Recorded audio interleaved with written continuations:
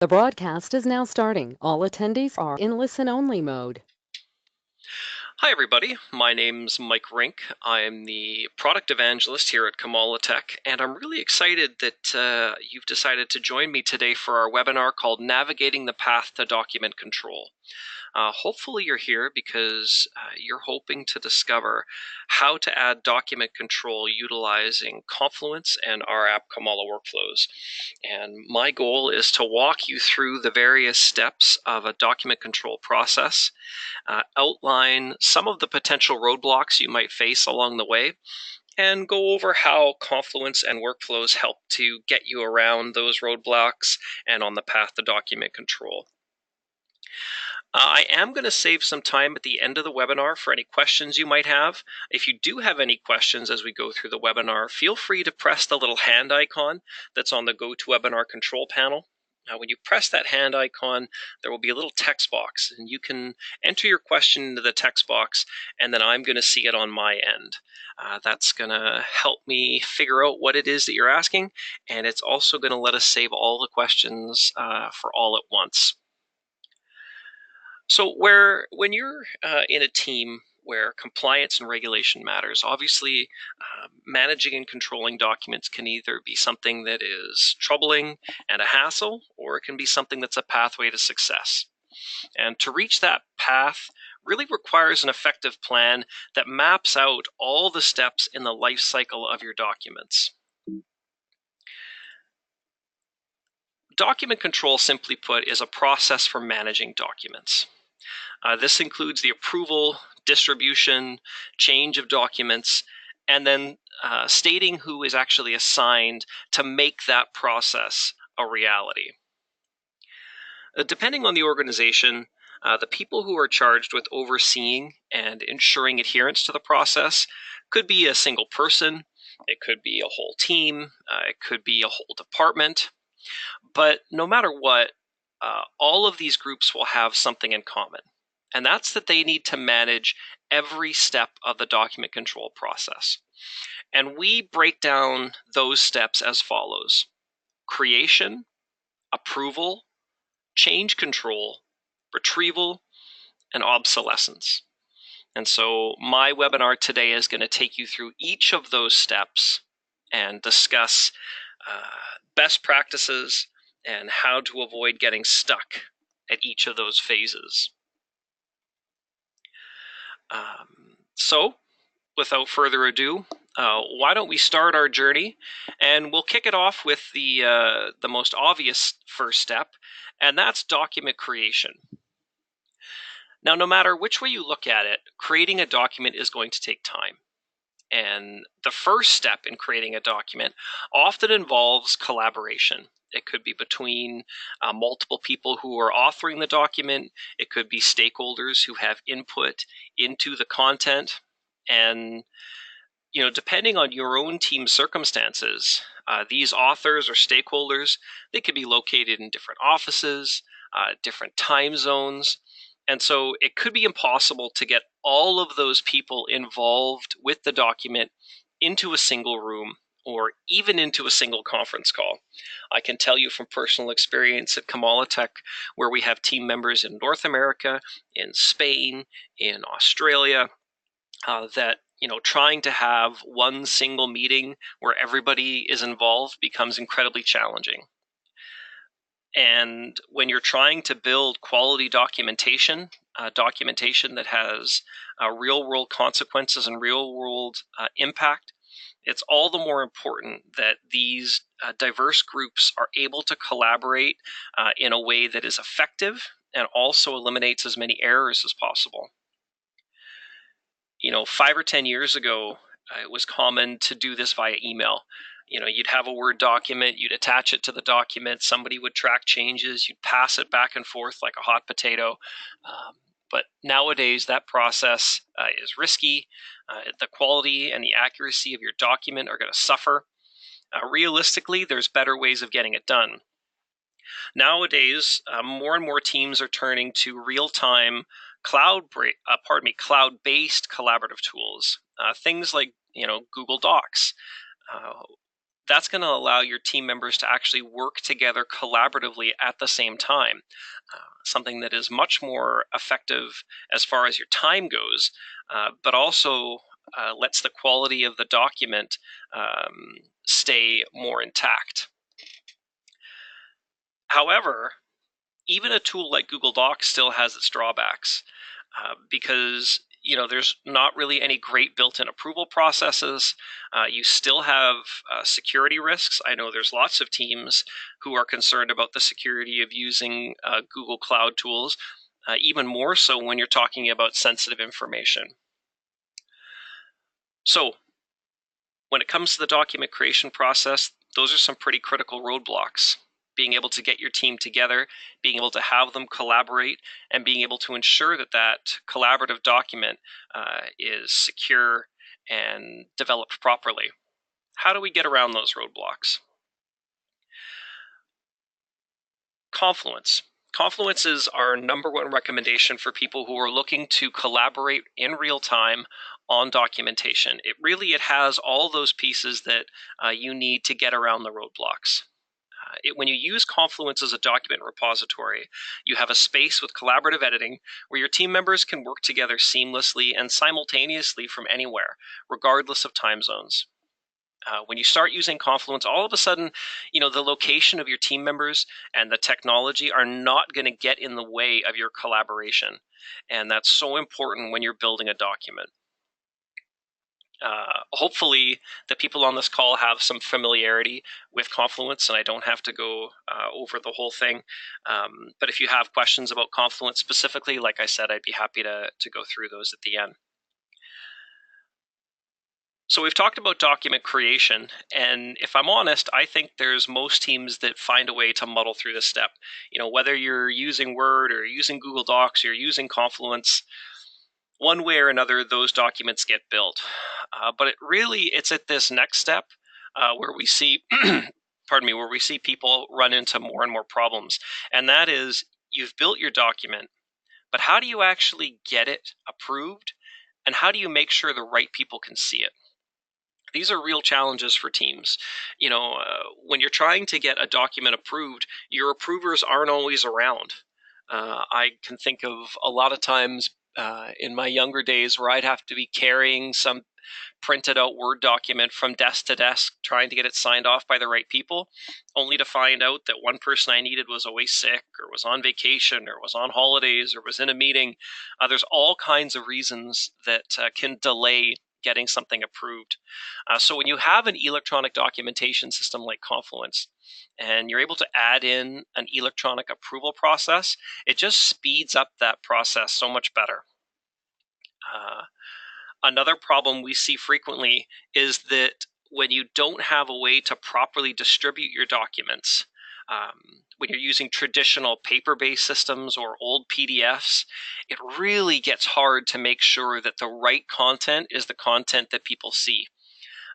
Think about in a given office, in all these dusty file cabinets, how many old paper copies of policies are just sitting in there waiting for some new team member to find and then get confused over what is the most up-to-date and current policy?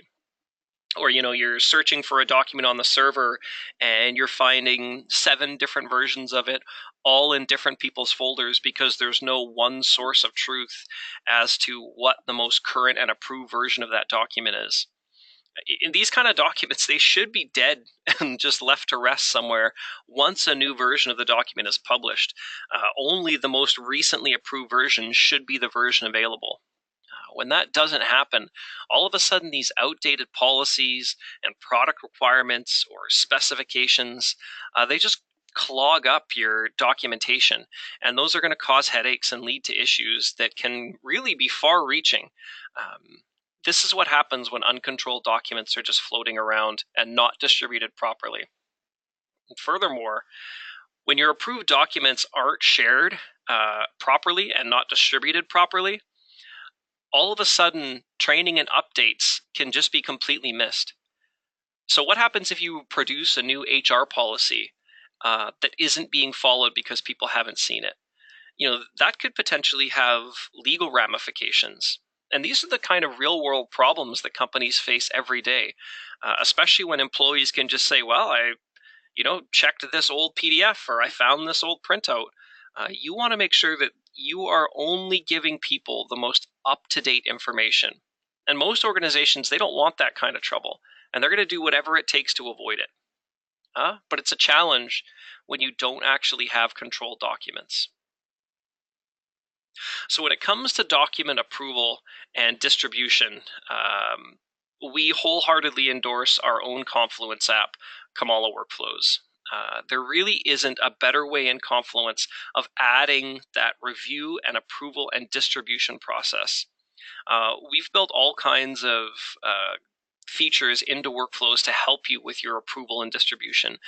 Automatic routing assignments, generating follow-up tasks, distribution via publishing, read confirmations that force those people assigned to actually acknowledge they've read documents. This allows you to ensure that the publishing and distribution process is happening correctly, and really lets you focus more of your time on actually building quality documents than trying to remember where this paper document is, or to get rid of old PDFs, or to do cleanup processes. And another really neat feature of workflows is that it can be configured to only show the most recently approved version of a page, so that anybody visiting the page who's an end user, who's not a page creator or not a page reviewer, they only see that last approved version. So that teams don't need to worry about the content that's being consumed. They know that it's the approved version. It really lets you breathe a little easier. Kamala Workflows just removes those worries. You don't need to keep as much administration time into cleaning up your old documentation, and the review and approval and distribution process happens in a much more streamlined manner. So let's go on to the next phase of document control, and that's review and change control.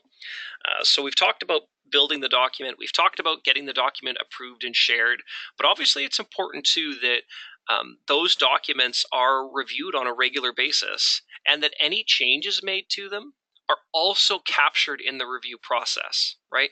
You can't just have a document that gets signed off and people can add whatever they want to it without that also being approved. Most organizations have some type of document review policy, and if they don't, they need one. Those document reviews validate the accuracy of the content, and things do change. That's just a normal part of modern day business, and you have to be prepared for those changes. But if you don't have a process for reviewing your documentation on a regular basis, it's just that step is just going to be neglected. People will just forget about it, and old documentation will just linger and linger and linger. That's why it's important that not only you schedule regular document review, but you also document those changes so that you have an audit trail of what happened from version to version. Obviously, it's not just about the document, but also the people involved. You may have a number of stakeholders who need to make sure that the changes that are being made are the right ones. And putting together the right team of people to ensure those changes are necessary and useful can be a challenge. You have too many people, and all of a sudden, those changes take forever to approve or just cause a big backlog. But if you have too few people, you might not get the information you need, and you could end up with a process where it's just waiting on one person for pages and pages and pages of documents, which is also no good. Ensuring that the appropriate stakeholders are part of the review team is absolutely critical, because it's going to avoid some really disastrous missteps. It's also worth noting that team composition changes just like your documentation does. Just because you have a team member on one team when the document is made doesn't mean they might still be on that team when it's time to review it or to make any changes to it. And when your information is really siloed and stuck in one or two people, that can really hurt the process of updating your documentation. The people who come in and fill those shoes and fill those desks, They spend a lot of their time just searching for documents, learning from previous documents that they find. So if all of a sudden they have to dig through old folders and dive into servers to find this information, it makes it much harder. Obviously, it's a tremendous loss for a team to have a very knowledgeable team member transferred out. But when their information is lost as well and not maintained in some type of document control system, it becomes just a scramble for the new person to try to catch up. So review and change control in Confluence can be assisted not only with Confluence itself, but also with Kamala workflows. Your documents, your solutions, they're rarely complete after just one revision. The path to a quality document is usually accompanied by a number of iterations, and that's what makes change control so important. That's why automating your document control processes is a much more efficient way of getting this done. The power of Confluence and Kamala workflows, it allows you to manage the process effectively and with ease. Teams can leverage their spaces for developing requirements while being controlled quality documents. Spaces can also be leveraged for product documentation, distribution, and that can be done both internally and externally using Kamala workflows. And thanks to workflows, the documentation can be kept up to date, compliant, and under change control. There's lots of teams out there that have experience using Confluence for creating content. The addition of workflows just allows teams to quickly adopt those document control processes, right? Making sure the right team members are assigned, making sure that changes are signed off of, adding regular review processes. All really important parts of review and change control that are a part of Confluence and Kamala workflows. Then we have document retrieval. And, like I just have touched on a few times, this can be one of the biggest challenges with legacy systems and with old-fashioned methods of document control. Nowadays, nobody likes spending time digging through file folders on the server. It's time-consuming, it's wasteful, and nothing will drive you crazier than disorganized documentation. Really, it's like looking for a needle in a haystack. There's something that our chief product officer likes to say, and that is a book never read is like knowledge without application. But what happens when you can't find the book you need? Your organization probably produces good documents that are useful for your team. But unfortunately, if they can't find those documents, that's a huge problem. And more teams are finding that as their documentation grows, the challenge just multiplies. It's the blessing and the curse of Confluence. Confluence is such a great tool for building documentation. Honestly, of all the word processing programs I've ever used, I think Confluence just has the nicest writing experience. I could just write for hours in Confluence because it's so nice. But that ease of use, like I said, it's a blessing and a curse. You just fill up your instances with pages and pages and pages. That's why it's so important that document retrieval is actually made easy for your team. They're hunting for documents that they probably know are out there. Let's make it easier for them to find. And there's a number of ways you can do that. So obviously Confluence has its own search function. If you've spent any time with Confluence's search function, you know that it's certainly not perfect. It's a lot better than it used to be, and there's certainly some things you can do to it yourself to make your life a little easier. But having a search function that works in the vein of a Google search engine is certainly a heck of a lot easier than trying to dig through filing cabinets or trying to search your way through old servers. But you can even take it further than that using Confluence. One really easy way is to leverage templates and then add labels to those templates. So as soon as you start using templates, all of a sudden your information becomes a lot more streamlined. It becomes easier to create, but it also becomes much more uniform. And then when you add labels to it, it makes things so much easier for your end users. When you can group that content together under labels, you really accelerate the process of finding documents and keeping more organized. Another really common way of helping your document retrieval is utilizing page metadata. I'm not sure if you're using page metadata in your Confluence right now, but it's certainly something that just helps tie your pages together and can instantly let your team members see how this content they're looking at is connected to other content in the instance or in the space. Another really, really good practice that teams need to get in the habit of is implementing page hierarchies. It keeps you much more organized. It lets you drill down to find connected information and find the information that you need.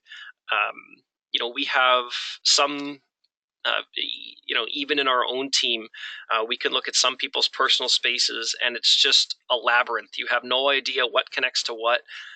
It's just a mess and a whack of separate, disparate, unconnected pages. But when you look at a team member who actually utilizes a page hierarchy, it becomes so much easier to find the information that you're looking for. And obviously, Confluence is built to have its own spaces. And those spaces are a really easy and great way of subdividing your content as well. And everybody should be taking advantage of using spaces to segment their content. By using those kinds of functions of Confluence and by extension Komala workflows, your content consumers are way more likely to find the information they need. It's going to be quicker for them, and it's actually going to make your team much more efficient. So finally, we have the last step of the document control process, and that's the obsolescence step. And this is one of the steps that a lot of teams don't put enough focus on. For many teams, it's all about getting the document made and getting it out into the hands of the people who need it. But when you don't take care of your obsolete documents, it really just adds more clutter that makes it harder to find the documents and the content that people need. So when people are struggling to find that right content because there's too much out-of-date content, it doesn't matter how good your documentation is if people can't find the pages they need. It really is an often overlooked step.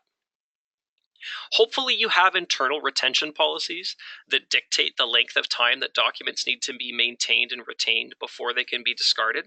Because without those policies, documents just pile up. They cause storage headaches. That can be physical. I remember stacks of Iron Mountain boxes cluttering storage rooms, but it can clutter up in a digital sense too.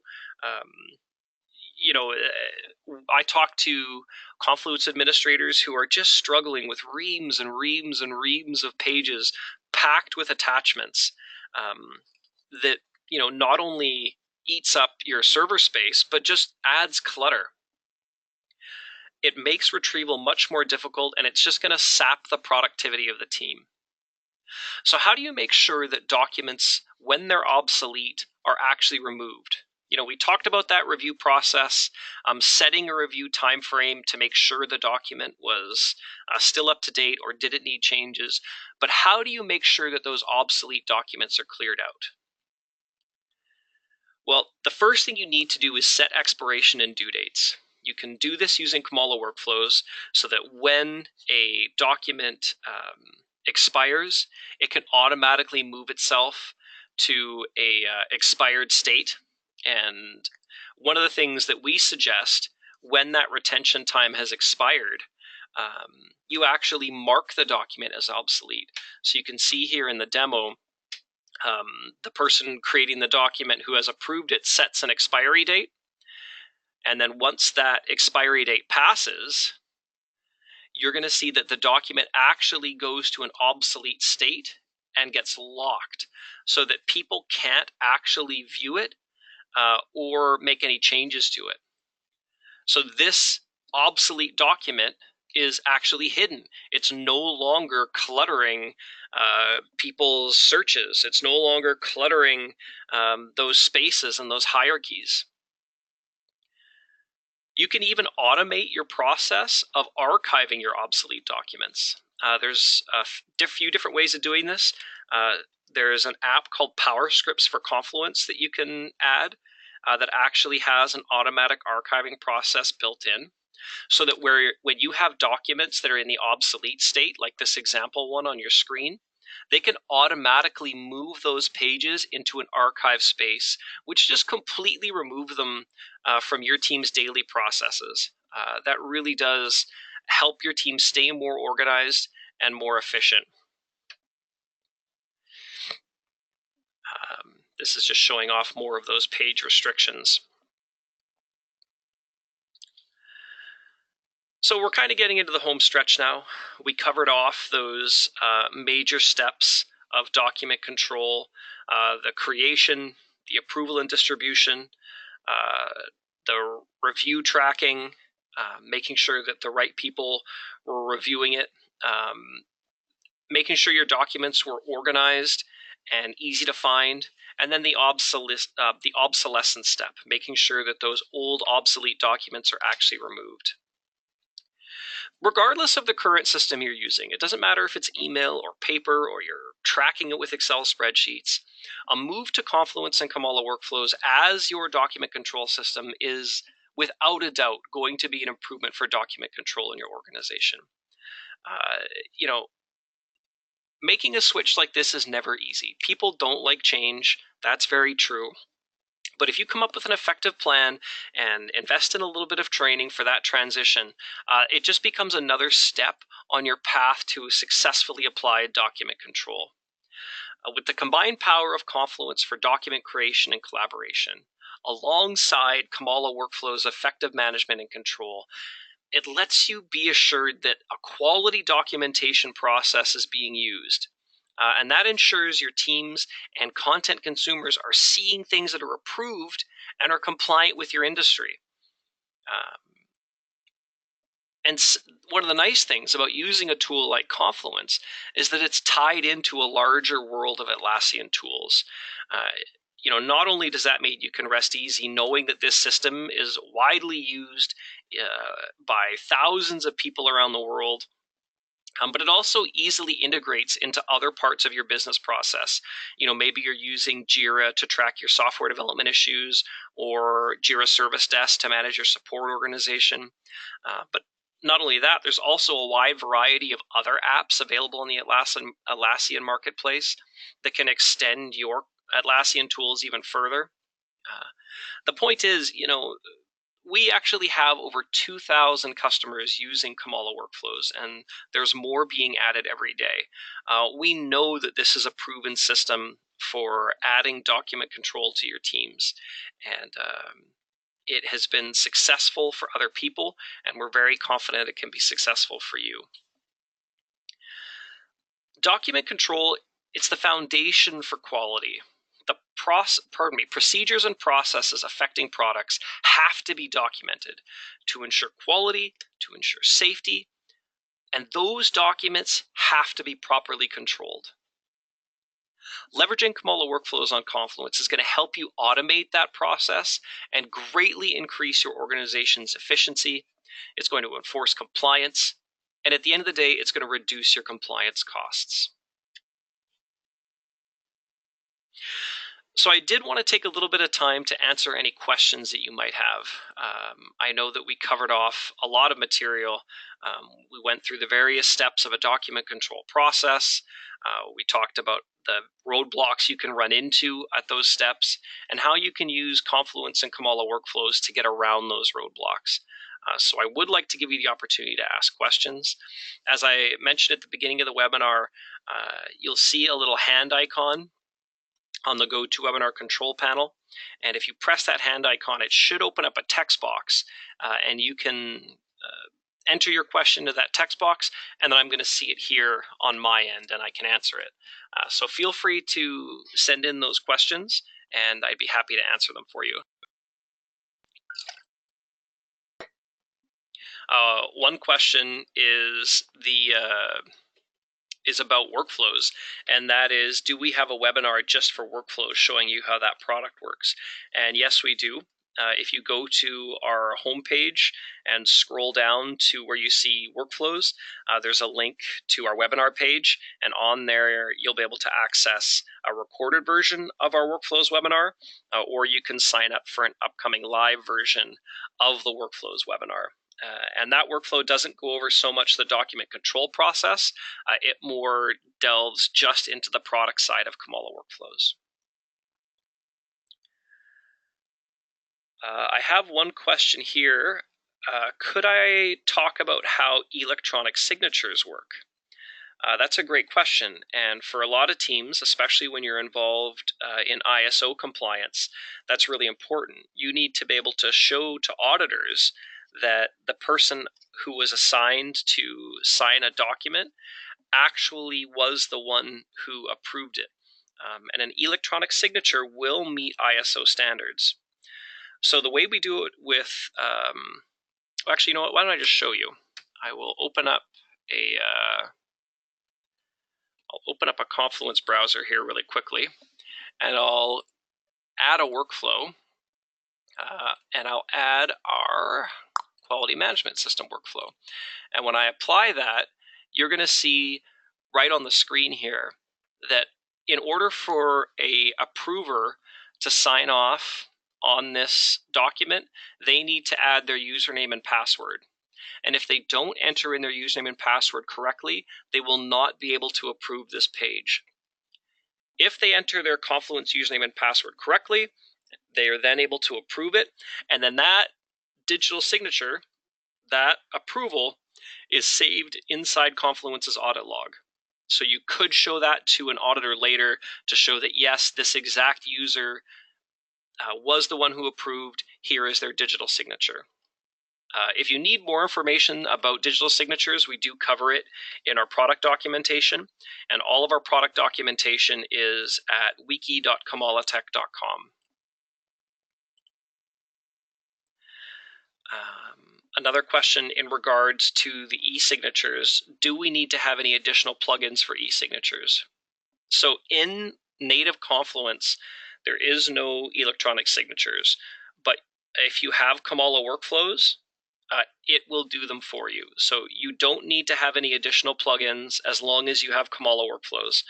If you have that app, then you can add in the e-signatures.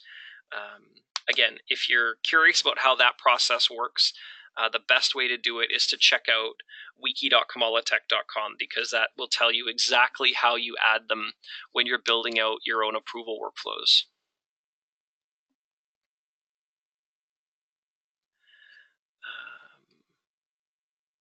Another actually quite common question is, what about cloud documents? Can workflows be applied to documents in the cloud to generate reviews and approvals? So our flagship app, Comala Workflows, is not currently available in the cloud, but we do have two other review and approval apps. They're members of the Comala Workflows family of apps. They're Comala Workflows Lite and Comala Approvals, and both of those will give you cloud-based review and approvals. They offer a little less customization than Comala Workflows, but if you are trying to implement a quality process inside of cloud, those will help you do that.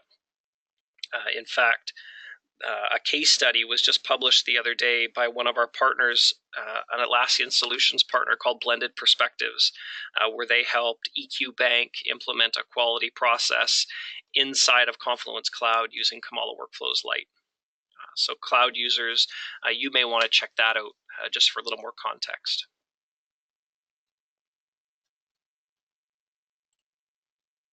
Okay, well, it looks like those are all the questions we have for today. Oh, sorry, there is one more. Where do we add labels to Confluence pages? And how do we set rules to have a workflow associated with all pages? So that's a great question. Again, I'll just switch over to a Confluence demo. Oops, didn't want to do that. That's okay. Here we are on Confluence. So if you're just trying to set your own label to a page, like just to add a label, that's done right inside the Confluence UI right here. If I press that little label tag, I can go ahead and add a label to this page. I'm not sure actually what labels are in this instance. There might not be any. So if you start typing your label and nothing comes up, that means there's no existing labels. So I could add a new label to this page if I wanted. and then that label could then be used on other pages to tie content together. In regards to your other question, how do we set rules to have a workflow associated with all the pages? I actually cover that in my regular workflows webinar, so it sounds like that one may be one that you want to check out. But really quickly, when you apply a workflow to a page, I'll just remove this one really quickly. When you apply a workflow to a page, it actually asks you in the first screen here whether you want it applied to the single page or whether you want it applied to all the pages in the space. So right from the workflows picker here, you can decide to add a workflow to just the page or to the space. Alternatively, you can do it inside the space tools. So if I go to the workflows tab inside my space tools, you can see in the workflows tab, this is where any space workflows would be added. So if I choose add workflow, it's going to let me choose which workflow I want to apply across this whole space. So that's how that works. And again, I go into a little bit more detail on that in my regular workflows webinar, so you may want to check that one out.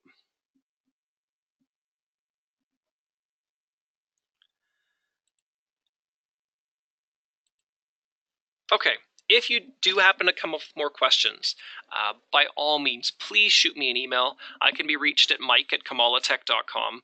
I would love to be able to answer any questions you have about document control, about Confluence, about Comala workflows, about how it all works together. By all means, don't hesitate to reach out. One of the best parts of my day is being able to help people answer their questions about document control. But beyond that, I would just like to say thank you so much for taking the time to attend the webinar today. It is such a privilege for me to be able to speak with people about Confluence and about our products, and it's always very gratifying that people will take time out of their day to learn more about it. So thank you so much. Hopefully we get a chance to speak together sometime soon, and have a great day.